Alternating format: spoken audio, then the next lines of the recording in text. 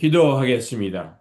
신실하신 하나님, 오늘도 말씀 앞으로 나오게 하시니 감사드립니다. 우리의 삶 가운데 두려움이 또 위기가 찾아올 때 하나님이 여전히 일하고 계심을 믿고 또 사람들을 통해 역사하시는 하나님의 손길을 보게 하여 주옵소서. 다윗의 삶을 통해 믿음으로 인내하며 하나님을 의지하는 길을 배우게 하여 주시고 어떤 상황 속에서도 주님의 뜻을 따르는 삶으로 인도하여 주옵소서. 이 시간 우리의 마음을 새롭게 하여 주시고 진리와 생명이 되는 말씀을 듣게 하여 주옵소서. 우리 구주 예수 그리스도 이름으로 기도드립니다. 아멘. 오늘 우리에게 주신 말씀은 사무엘상 19장 8절에서 17절입니다. 전쟁이 다시 있으므로 다윗이 나가서 블레셋 사람들과 싸워 그들을 크게 쳐 죽이매 그들이 그 앞에서 도망하니라.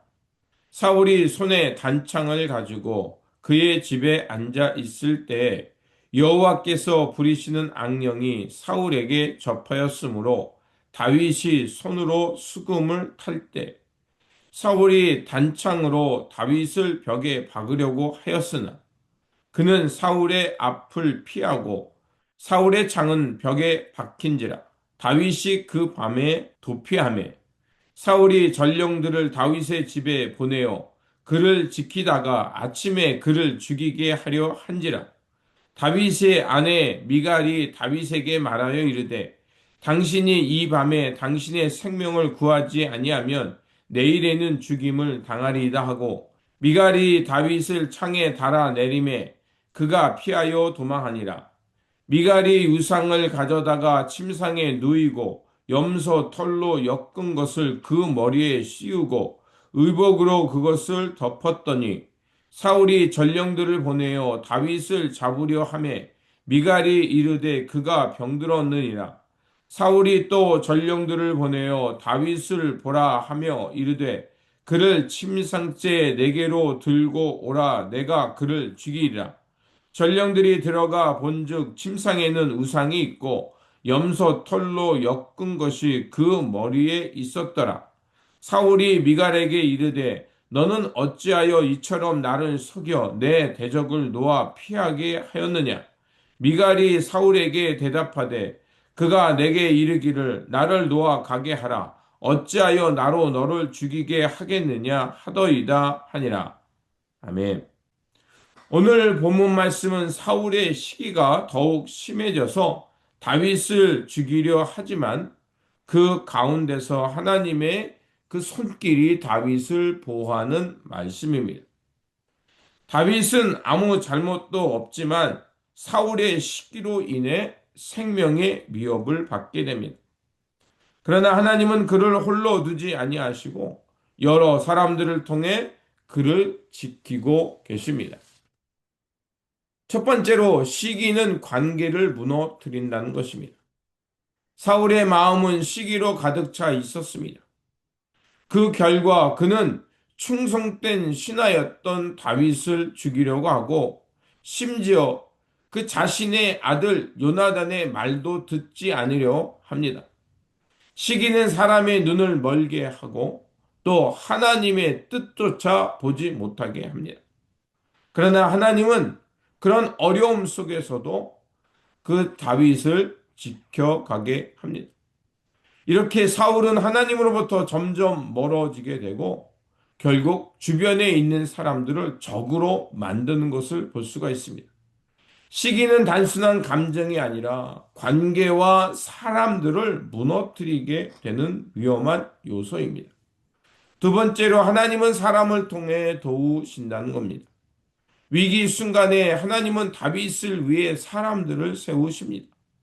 요나단은 아버지를 설득하면서 다윗을 보호하려 합니다. 미갈은 다윗을 창문으로 내려보내서 그의 생명을 구합니다. 또한 사무엘은 그 라마로 다윗을 피하게 하므로 하나님은 계속해서 다윗의 앞길을 인도해 주십니다.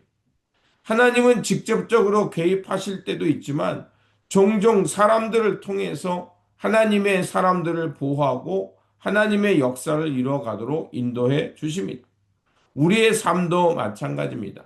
우리가 고난당하고 어려움 당할 때 하나님은 우리와 함께 하실 뿐만 아니라 하나님의 사람들을 보내주셔서 우리를 지키고 보호해 주십니다.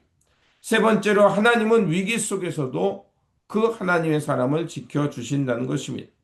다윗의 상황은 점점 더 위험해졌습니다. 그러나 하나님은 다윗을 지킴으로 그가 무너지지 않도록 해 주셨습니다. 왜입니까?